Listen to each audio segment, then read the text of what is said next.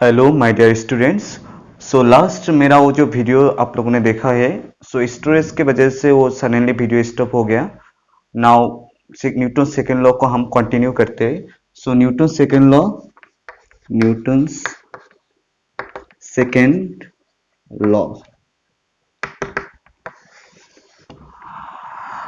Second law में हमने पढ़ा था last, f is proportional to rate of change of momentum. Rate मतलब क्या है कि कोई भी चीज अगर टाइम के साथ एनी पैरामीटर हुई changes with time is said to be rate.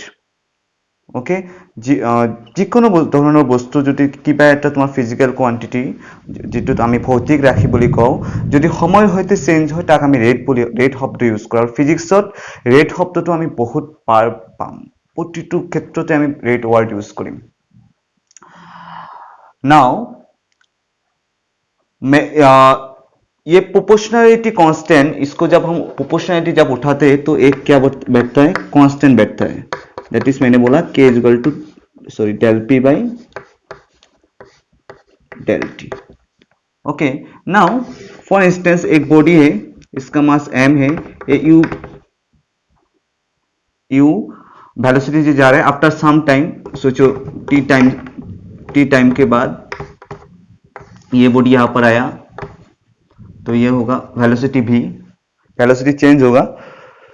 सो इसका मोमेंटम क्या होगा, change in momentum, that is del p will be you know m v minus u। मैंने पढ़ाया ऑलरेडी।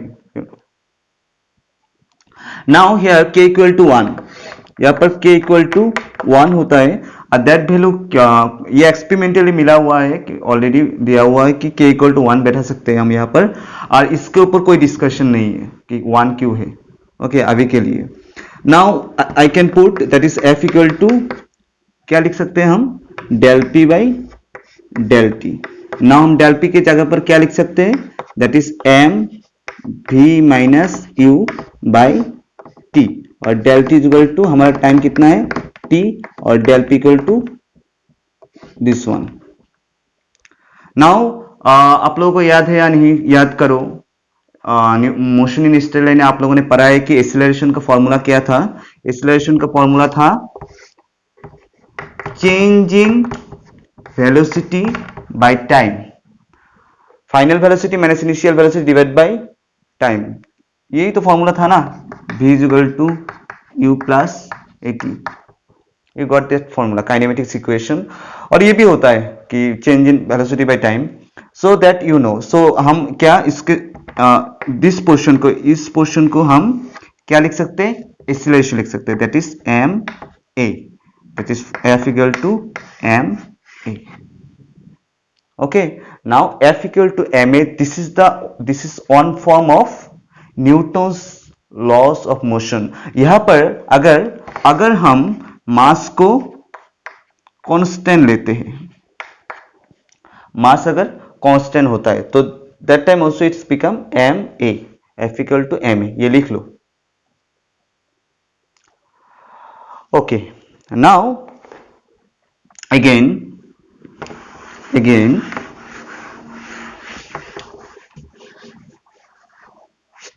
यू नो कि ये del p by del t, ये small change in, del मतलब क्या होता है, change, small change in momentum by changing time. Now अगर ये टाइम बहुत छोटा बन जाए, सोचो limit del t tends to 0, del p by del T.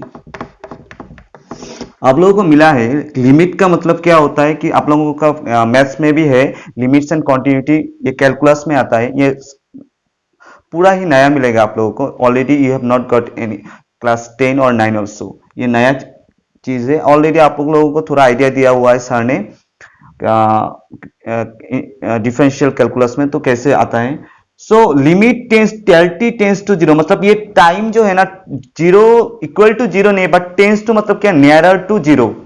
Okay, सोचो इफ आई राइट 0.00999999 ऐसा अगर लिखो तो ये 0 के पास जाता है, बट 0 नहीं होता है। आप इसको 0 नहीं कर नहीं पाओगे। अगर इसको डेल टी को, सोचो मैंने यहाँ पर डेल टी इक्वल टू 0 लिख दिया, सो यहाँ पर 0 आ जाएगा। So anything by 0 it become infinity. So ये नहीं होता है। ओके, सो नाउ हम सोचते हैं कि ये डेल टी का मतलब जीरो का आसपास है, इसका मतलब डेल टी बहुत छोटा है, very small. That time we can write dp by dt, मतलब इसको हम डिफरेंशियल कैलकुलस में लिख सकते हैं dp by dt। This dp by dp is very small momentum and del t also very small. Now we know, हमें पता है, पता है क्या, m equal to p equal to m भी, p इक्वल टू एम भी हमें मिला है। ओके, मोमेंटम मैंने लास्ट क्लास में पढ़ा था। सो उस हिसाब से अगर यहां पर लिखूंगा, फॉर एग्जाम्पल सोचो ये लिख लिया। Okay, now if I write this one here, f equal to d dt, p के जगह पर क्या लिख सकते हैं, m भी। Now if m is constant, sir m is constant मतलब मास कांस्टेंट मतलब क्या होता है? फॉर एग्जांपल ये बॉडी है, सोचो ये एक डस्टर है, इसको मैं ऐसे थोड़ा सोचो ये इसका ऐसे वेलोसिटी दे दिया, फोर्स दे रहा हूं मैं, फोर्स दे रहा हूं तो इसका मतलब ये जा रहा है या नहीं? तो जब ये मोशन में है, इसका क्या है, वेलोसिटी है। वेलोसिटी अगर टाइम के साथ चेंज हो रहा है तो इसका क्या है, एक्सेलरेशन भी है। सो यहाँ पर मास क्या चेंज हो रहा है कि सोचो ये 1 kg का है, after some time it become half kg, ऐसा तो नहीं है। सो यहाँ पर मास कांस्टेंट है, तो जब पता है कि डिफरेंशियल कैलकुलस में यह कांस्टेंट है यहाँ पर, सो कांस्टेंट को हम क्या बाहर निकाल सकते हैं। Okay, m dv by dt, dv by dt हम लोगों को मिला है instantaneous acceleration, motion in straight line में आप लोगों को पढ़ा है, is equal to we can write dv by dt। तो सिमिलरली यहां पर भी हम लिख सकते हैं m a f, ऐसे भी हम ये फॉर्मूला को ड्राइव कर सकते हैं। ओके, ये आता है कभी कभी कि जो f equal to m formula derive करो using Newton second law statement. So ये ऐसे भी कर सकते हो। Okay, so right, now you right, हमें क्या मिल गया, f equal to m a। Now a acceleration is a vector और scalar quantity, it's an scalar होता है क्या, नहीं, इट्स एन वेक्टर क्वांटिटी, मतलब इसका एक डायरेक्शन है। तो जिस तरफ सोचो ये एक बॉडी है, अगर ये इसका एक्सीलरेशन अगर इस तरफ होगा तो इस फोर्स का भी क्या होगा, इस तरफ डायरेक्शन होगा। Okay, that is the direction of force, जिस तरफ होगा एक्सीलरेशन, जिस तरफ जिस डायरेक्शन में होगा उस डायरेक्शन में क्या होगा, फोर्स भी होगा। ओके, नाउ इसका यूनिट लिखो, यूनिट क्या होता है, देखो F इक्वल टू m का क्या होता है, kg, एक्सीलरेशन का क्या है, मीटर पर सेकेंड स्क्वायर SI में, इसको हम क्या लिख सकते हैं, 1 न्यूटन, मतलब kg मीटर पर second square is called 1 Newton. Similarly in CGS kg को हम ग्राम लिख सकते हैं, ये सेंटीमीटर पर second square, that is in CGS। CGS मतलब क्या होता है, सेंटीमीटर ग्राम सेकेंड, तो इसको बोलते हैं हम 1 डाइन। ये वो चुड़ैल वाला डाइन नहीं है। ओके, ये कुछ फोर्स का डाइन होता है। सो फोर्स का जो ऐसा यूनिट होता है 1 न्यूटन होता है, और CGS यूनिट होता है डाइन, और कुछ अलग भी यूनिट है बट वो अभी यूज नहीं करेंगे। बेसिकली हम न्यूटन और डाइन का यूज करते हैं, बट हमेशा SI सिस्टम में हम न्यूमेरिकल सॉल्व करते हैं, so you have to write in Newton. Okay, that is the thing. Now इसका डायमेंशन निकालो, डायमेंशन निकालो। डायमेंशन क्या होता है, सबको पता है, आप लोगों ने यूनिट्स एंड मेजरमेंट में इसका डायमेंशन निकाला है। F इक्वल टू m का क्या होता है, m, और एक्सीलरेशन का क्या होता है, LT minus 2, so it become m LT minus 2। Okay, the dimension. Now note देके कुछ लिखो, नोट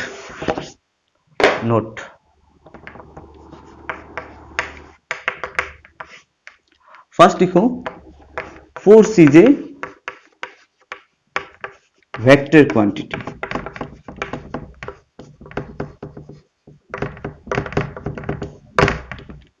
फोर्स का क्या है, डायरेक्शन है, so it's become an vector. Magnitude तो है, मैग्नीट्यूड मतलब क्या होता है, वैल्यू। ओके, मतलब मैं सोचो एक गाड़ी है,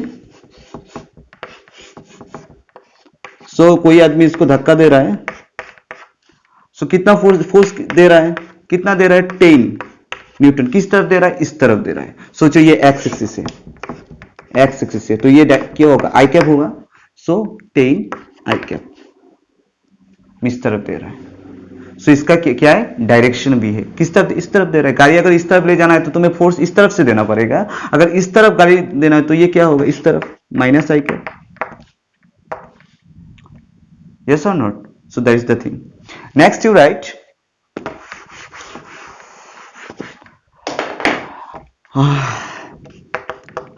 the direction of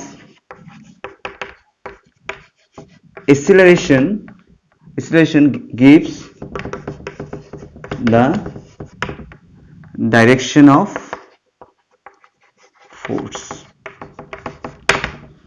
वो मैंने ऑलरेडी बोला कि जिस तरफ एक्सीलरेशन होगा का डायरेक्शन होगा उस तरफ फोर्स का भी डायरेक्शन होगा। नाउ आप लोगों ने एक्सीलरेशन पढ़ा है, बट वहां पर एक नया वर्ड और भी एक वर्ड था, वो था रिटार्डेशन और de acceleration. Okay, so de acceleration में आप लोगों को पता है कि if a is positive then it's acceleration. Okay, मतलब वेलोसिटी टाइम के साथ if velocity increases with increasing time, मतलब বাঢ়ি অহা সময়ৰ সৈতে যদি তোমাৰ ভেলোসিটি বাঢ়ি যায় তেতিয়া তাক ত্বৰণ বুলি কোৱা হয়। if velocity is negative, okay, जैसे आप लोग सडनली जब बाइक चलाते चलाते बाइक रुकते हैं, जब स्टॉप करते हो तो क्या होता है, वेलोसिटी क्या करते हो, कम कर देते हो या नहीं, कम कर देते हो। सो वेलोसिटी क्या हो, डिक्रीज हो रहा है, टाइम क्या कम, टाइम क्या उसके साथ कम हो रहा है क्या, नहीं, टाइम तो बढ़ता ही रहता है। So if velocity decreases with increasing time that is called deceleration, this is called retardation. Retardation और डीएक्सीलरेशन जितु অসমীয়াত হৰণ বুলি কোৱা হয়, বুজিছানে। सो जब ओके इट्स ओके, इसके बाद लिखो third, if a equal to negative, that is retardation,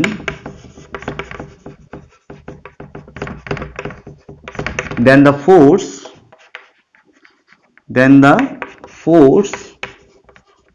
is called retarding force, retarding और resistive force बोलते हैं इसको।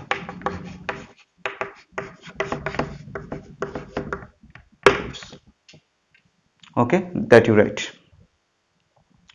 Now fourth point, if a body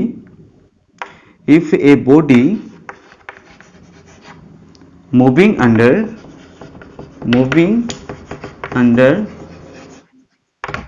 the influence of gravity, then a equal to g लिखते हैं हम। Okay, a equal to g लिखते हैं, ये हो गया। Okay, so if we know f equal to m a, अभी a के जगह पर क्या लिखना है, g, so that is m g।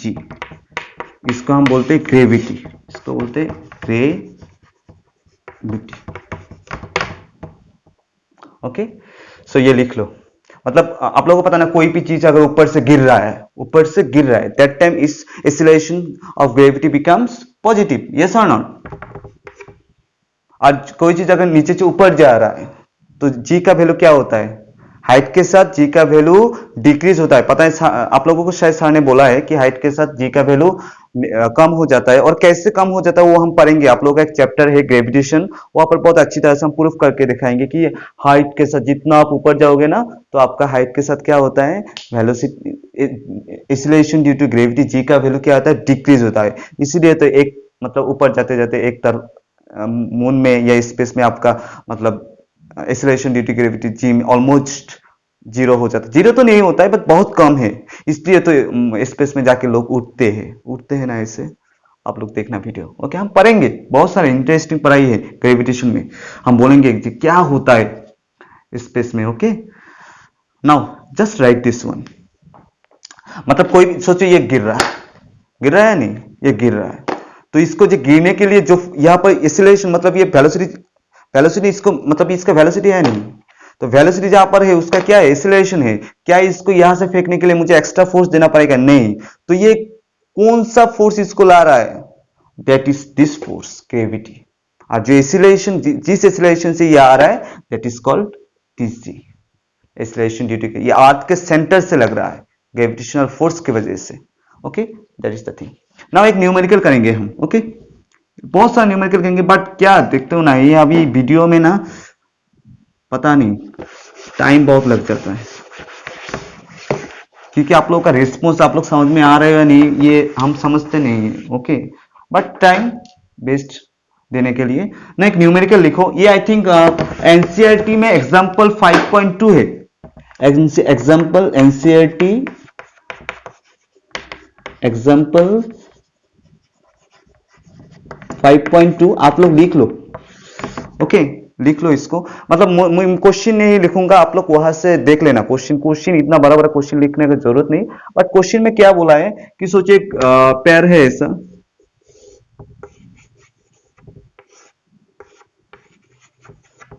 तो ये मोटा सा एक पैर है, ट्री है। सो एक बुलेट है, ऐसा एक बुलेट,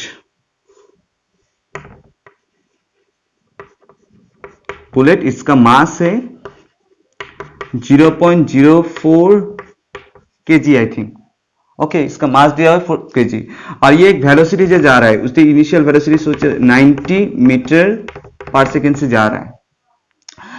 तो ये इसका मास 0.04 kg है, तो ये जाके ये वुडन जो ट्री है, सो इसका अंदर ये मतलब घुस गया, ओके। ये इसके अंदर घुस जाने के बाद यहाँ पर कितना तक गया, सोचो ये बुलेट यहाँ तक आया, ये इतना इसका डिस्प्लेसमेंट मतलब वुडन ट्री के अंदर कितना घुस गया, ओ आई थिंक कितना दिया था 6 सेंटीमीटर, आई थिंक 6 सेंटीमीटर तक, मतलब ये यहां पर डिस्प्लेसमेंट हुआ। सो अभी ये बुलेट जाके इतना मोटा सा ट्री में अंदर घुस गया, तो ये क्या होगा, उसका वेलोसिटी कम हो जाएगा नहीं। तो ये क्वेश्चन में बोला कि ये वेलोसिटी क्या होता है, सडनली स्टॉप हो जाता है। सो ये इसको स्टॉप करने के लिए उसका अपोजिट एक फोर्स लग रहा है नहीं, मतलब इसका डीएक्सेलरेशन हुआ, वेलोसिटी क्या हुआ, सडनली उसका लॉस हो गया। सो मतलब कितना, क्वेश्चन में पूछा है फाइंड द रेसिस्टिव फोर्स, मतलब कितना फोर्स देने के बाद ये बुलेट यहां पर स्टॉप हुआ, खड़ा हो गया suddenly. So that we have to find out. So बहुत इजी है, क्या क्या दिया हुआ है, मास दिया हुआ है, एक्सीलरेशन दिया हुआ है, और इसका डिस्प्लेसमेंट दिया हुआ है। But we know F is equal to m a, mass तो चलो एक्सीलरेशन नहीं है हमारे पास, एक्सीलरेशन निकालते हैं। We know the kinematics equation, we know V is equal to V square is equal to U square plus 2AS। यहां पर ये डिस्प्लेसमेंट है 6 सेंटीमीटर। नाउ 6 सेंटीमीटर कन्वर्ट इनटू मीटर कितना होता है, 6 सेंटीमीटर ये होता है 6/100 मीटर। सो ये क्या होता है 0.06 मीटर होता है। ये कन्वर्शन तो आता है आप लोगों को। नाउ यार initial velocity is, final velocity कितना है, देखो एक बोटी सडनली जाके खड़ा हो गया, सोचो ये है, इसको छोड़ दिया मैंने कुछ वेलोसिटी से, यहाँ पर आके गिरा, तो ये यहाँ पर स्टॉप हुआ है नहीं, तो ये इसमें कुछ वेलोसिटी है क्या, नहीं। यहाँ पर फाइनल वेलोसिटी क्या है, final velocity is 0। So put है 0 स्क्वायर, ये कितना है 90 स्क्वायर प्लस 2 इंटू ए, एस कितना है 0.06 0.06 ये डिस्प्लेसमेंट है, मतलब कितना यहां पर घुसा है। ओके, नाउ यहां से हम क्या निकाल सकते हैं, एक्सीलरेशन। ओके, नाउ इसको मैं अभी हटा देता हूं।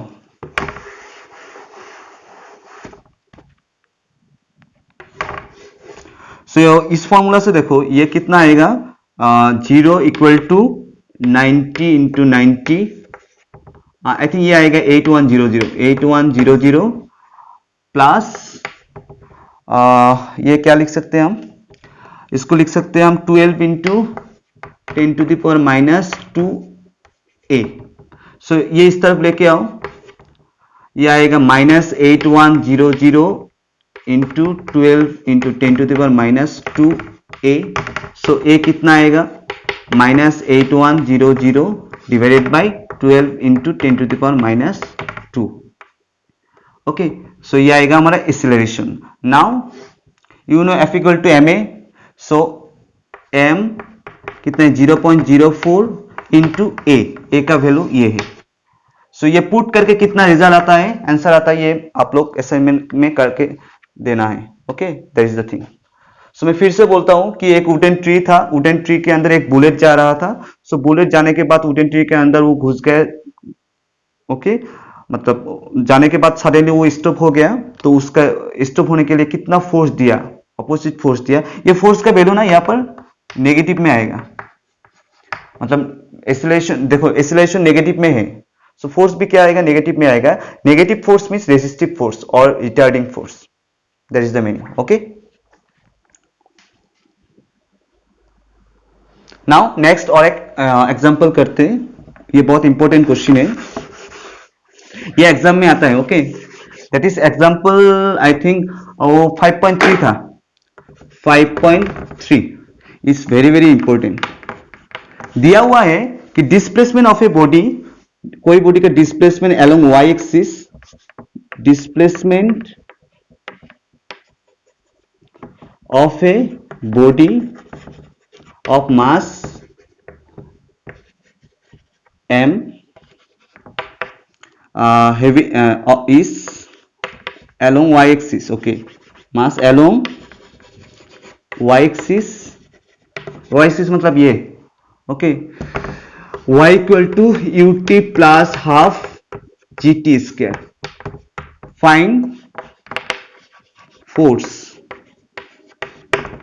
फोर्स निकालो, मतलब ये डिस्प्लेसमेंट दिया है, ये y equal to ut plus half gt square.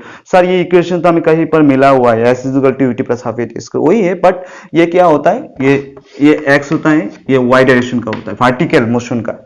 ये तो इसका, इस बॉडी के ये डिस्प्लेसमेंट दिया हुआ है, बॉडी y एक्सिस में ऐसे गिर रहा है, तो इसमें कितना फोर्स लगा है, that we have to find out. Okay, so very simple question, so हम करते हैं इसको। सो डिस्प्लेसमेंट हमें क्या दिया हुआ है, y equal to ut plus half gt square.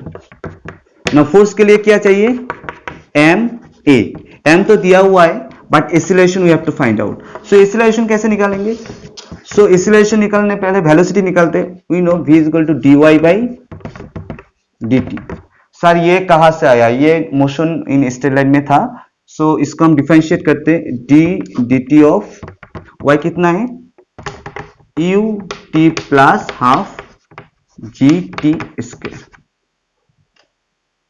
Okay, ना इसको डिफरेंशिएट कैसे करते हैं, चलो मैं थोड़ा इसको मतलब अलग अलग करके करता हूं। यहां पर u कांस्टेंट है, ये d dt ऑफ t होगा, प्लस हाफ g बाहर आएगा और ये होगा d dt of t square. Okay, now we know the formula, हमें फॉर्मूला पता है कि क्या होता है, d d x of x to the power n क्या होता है, n x to the power n minus 1 होता है।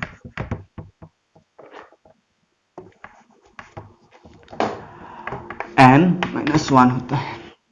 सो यहां पर देखो, यहां पर जो वेरिएबल है वो टाइम है, और यहां पर जो वेरिएबल क्या है हमारा, t है। सो उस फॉर्मूला इसके हिसाब से अगर बैठाएंगे तो ये क्या होगा, y वेलोसिटी इक्वल टू होगा ये दिस वन, ये हो जाएगा, u तो रहेगा, ये रहेगा t का मतलब 1 सामने आएगा, t 1 माइनस 1 प्लस हाफ जी, ये 2 सामने आएगा, 2 इंटू टी 2 माइनस 1.